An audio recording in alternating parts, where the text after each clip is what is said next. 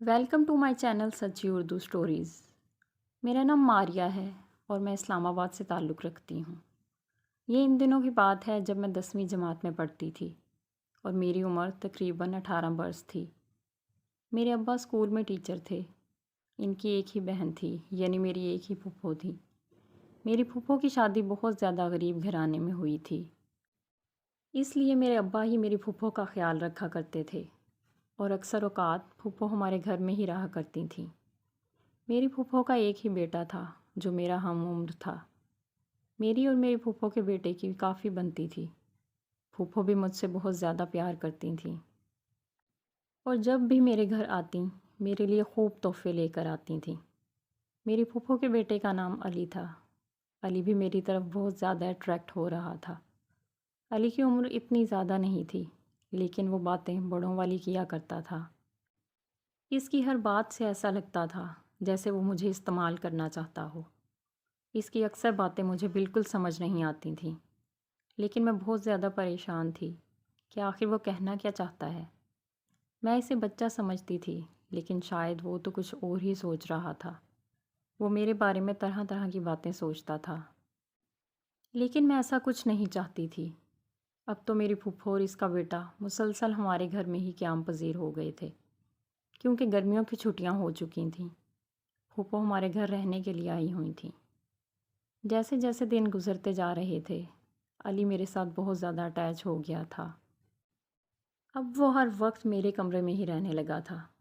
ہم دونوں مل کر ہی کھیلتے اور مل کر سبق یاد کر لیا کرتے تھے۔ گھر والے بھی ہم پر بالکل بھی شک نہیں کرتے تھے، کیونکہ ہم دونوں کزن تھے۔ کوئی بھی ہماری طرف ایسی نگاہ سے نہیں دیکھتا تھا، اور علی اس بات کا بہت زیادہ فائدہ اٹھانے کی کوشش کر رہا تھا۔ علی کو جب بھی موقع ملتا وہ میرے ساتھ عجیب قسم کی باتیں کرنا شروع کر دیتا۔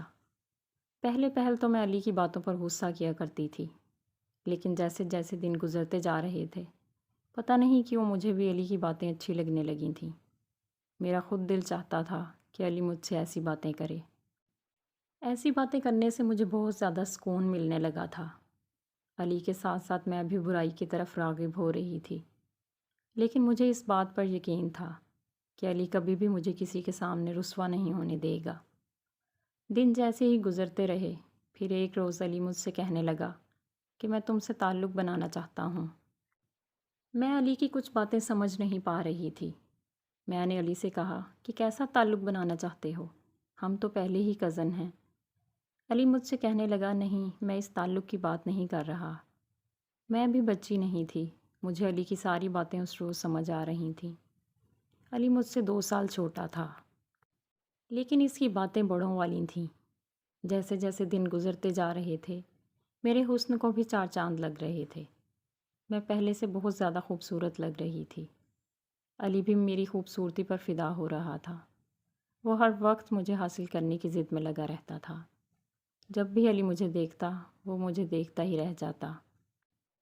اس کی حالت سے ایسے لگتا جیسے وہ میرے ساتھ ضرور کوئی کھیل کھیلے گا۔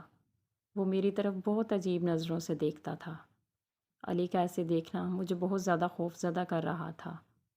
اس کی نیت مجھے بالکل اچھی نہیں لگ رہی تھی، اور مجھے اس بات کا بہت زیادہ ڈر تھا کہ اگر یہ بات پھپھو اور ابو تک پہنچ گئی تو وہ میرا بہت زیادہ برا حال کر دیں گے۔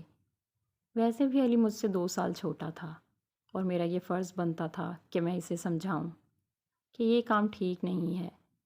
1 2 مرتبہ میں نے علی کو پیار سے سمجھانے کی بہت زیادہ کوشش کی، لیکن علی اپنی ضد پر قائم تھا۔ وہ مجھ سے کہنے لگا کہ میں تمہیں ہر قیمت پر حاصل کر کے رہوں گا۔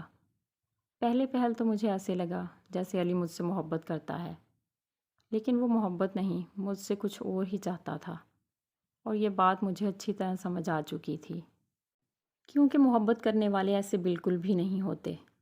اس بات کا اندازہ مجھے اس روز ہوا جب وہ میرے حسن کی بار بار تعریفیں کرنے لگا اور کہنے لگا، اتنی سی عمر میں تم بہت موٹی لگ رہی ہو، حالانکہ میں بالکل بھی موٹی نہیں تھی۔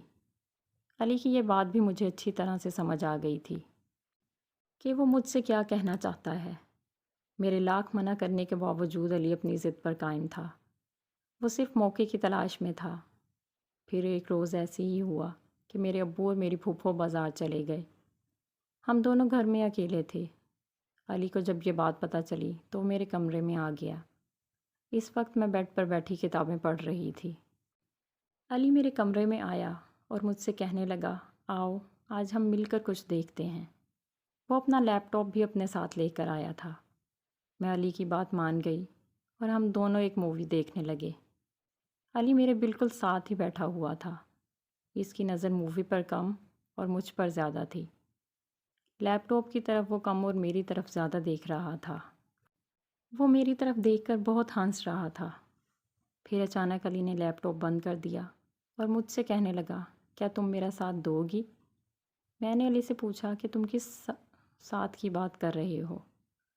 علی مجھ سے کہنے لگا، بس تم میری یہ بات کسی کو مت بتانا۔ میں نے علی سے کہا، پہلے تم مجھے وہ بات تو بتاؤ۔